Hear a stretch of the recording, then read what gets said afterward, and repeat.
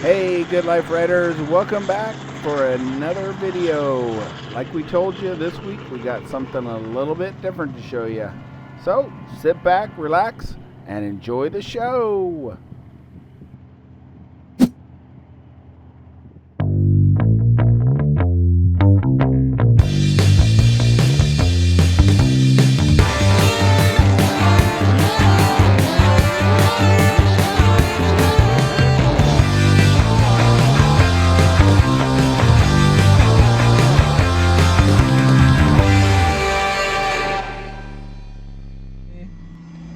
One two one two. Welcome on board on R44 Clipper, aka Snowball, which has it's white and it's, I don't know how to describe it. I'm feeling kind of airy. It's kind of hot in here. If I don't see my mom and my dad again, just tell them I love them. So on that note, here we are. This week we're going to give you a little bit of the ride that Oscar and Elijah got to do on the helicopter around St. Augustine area. We'll tell you a little bit about the area, but first let me show you where they actually flew to. Okay, so I'm going to show you here where they are flying today from the St. Augustine Airport, Northeast Florida Regional. They fly off this way and then come out over the coast, fly down the coast all the way until in this area where the St. Augustine Pier is. And then they fly back in this way. Well, actually she turns around and flies them up this way, goes around the lighthouse, and then back this way past downtown, the downtown area of St. Augustine, and where you can see the Flagler College, you can see the fort, and then back up US 1 to the airport. That's kind of the path that they fly.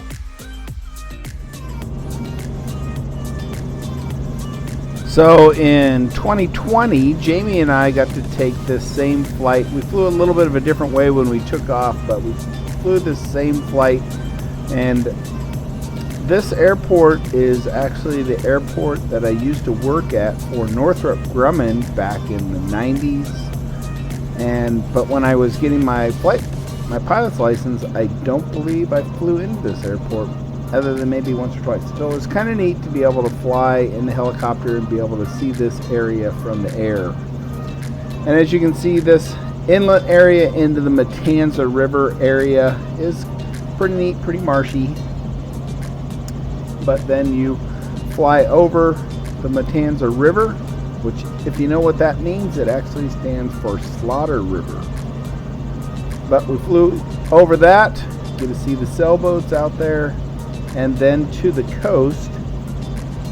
So this was the first time for Oscar or Elijah to have ever flown in a helicopter. Elijah has flown in an airplane, a smaller airplane, because I am a pilot and his grandpa is a pilot. But let me make note here, as you fly along the coast in this area, this is the North Beach area, and as you fly along here, I'll show you here shortly, there is a Castle Otis. If you look that up, and you can actually take tours there. It's a limited, very limited that they allow people to, but it's a very beautiful area. Something I would recommend you going and trying to see. So as you can see here, they're flying along the coast, checking out the sights.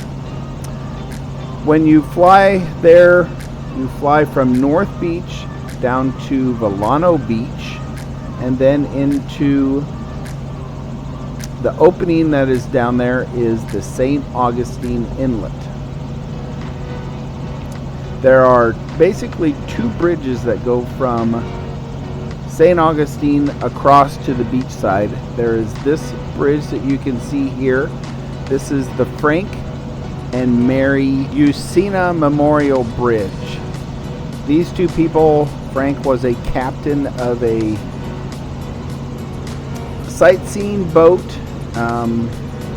in the early 1900s when they were born. They died in around the 1980s time frame, but they were very instrumental in a lot of the North Beach area development.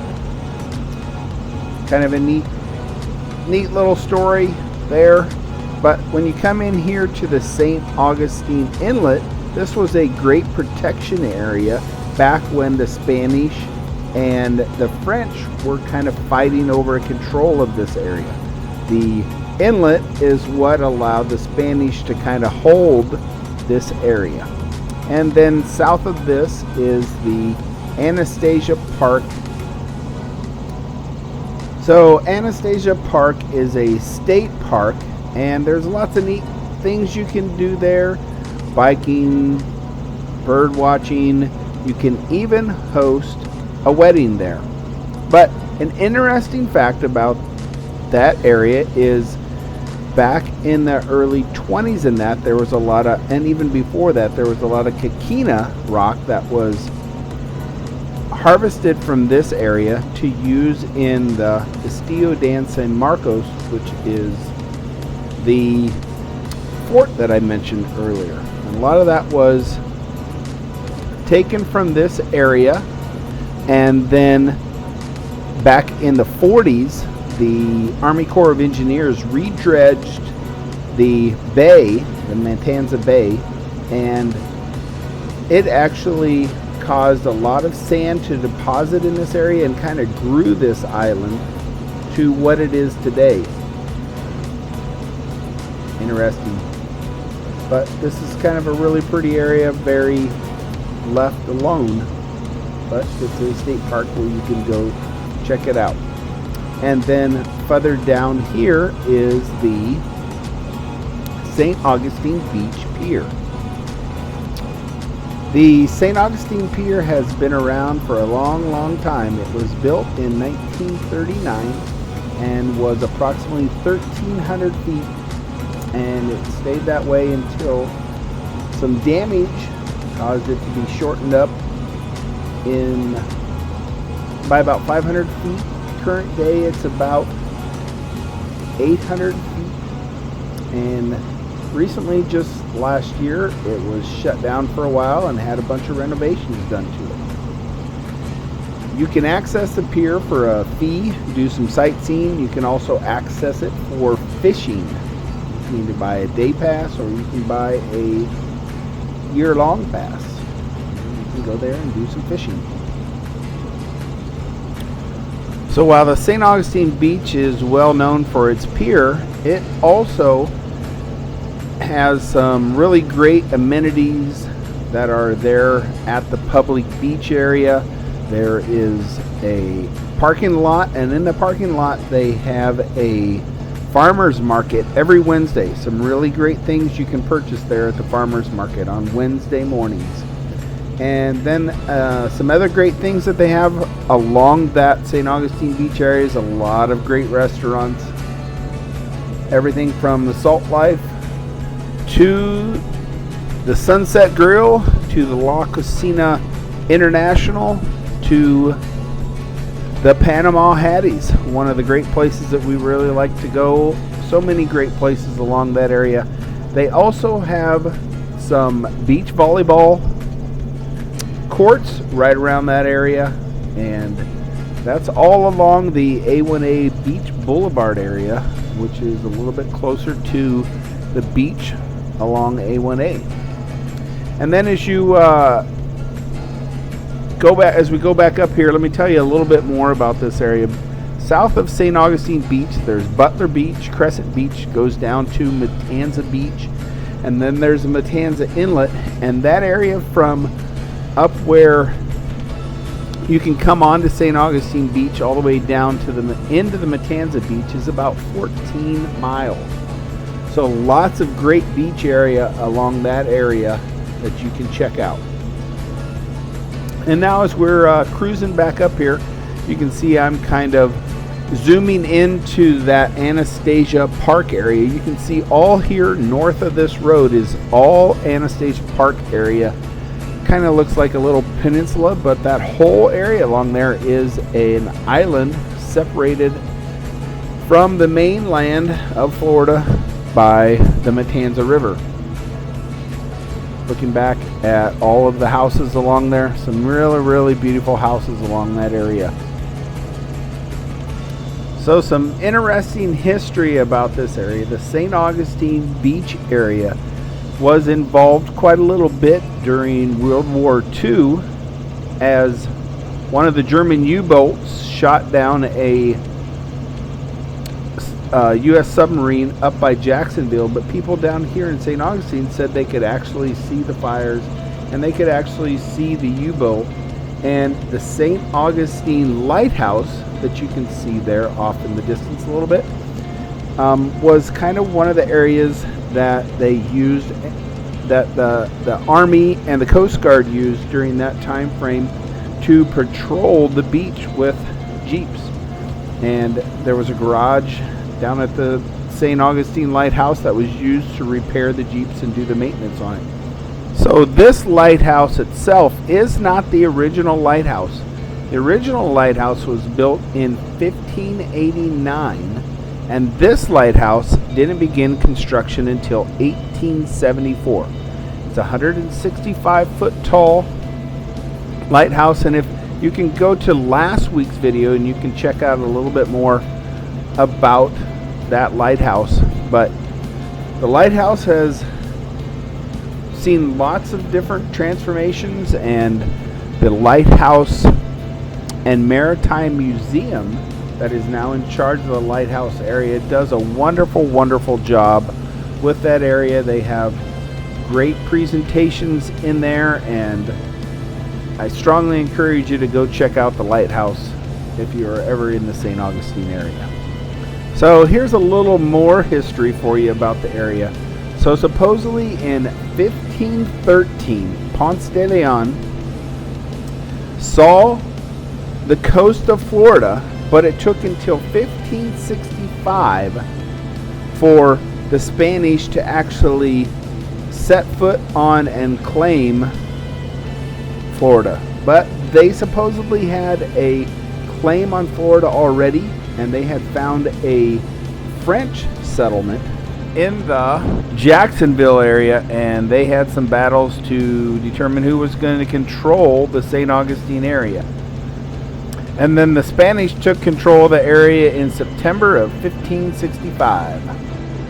And from there, St. Augustine comes from Spanish descent, and there is tons and tons of great architecture from Spanish influence in St. Augustine. And then here you can see the St. Augustine Bay area and all the boats that come, and people actually live on a lot of those boats in the harbor there. And down below here you can see the drawbridge raising on the Bridge of Lions. This bridge was constructed in 1927 and is just a wonderful bridge. You can go to last week's video again and see information about that bridge. I'll show you the bridge as we ride over it. St. Augustine itself has had some great growth from Henry Flagler.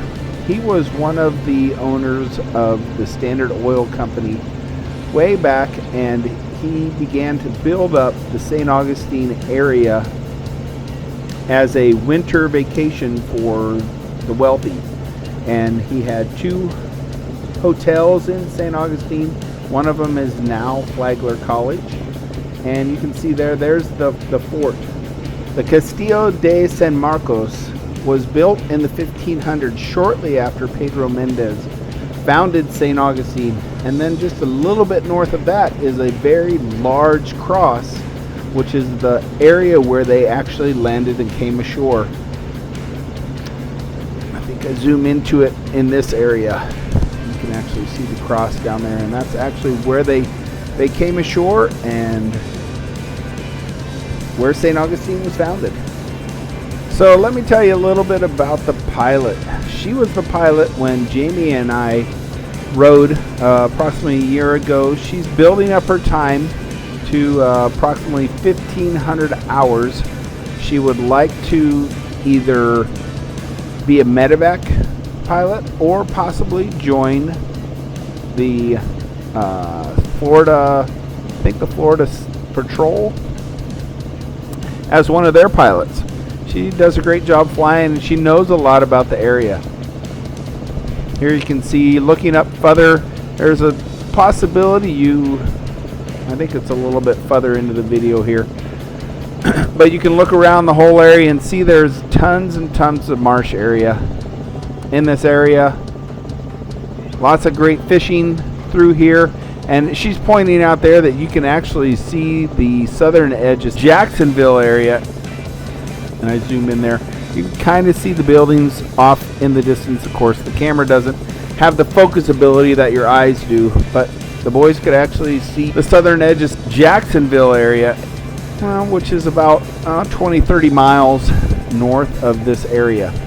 And now they're flying back to the airport right along US 1, and you can see all the building that they are doing in that area for more people to move in and enjoy the area.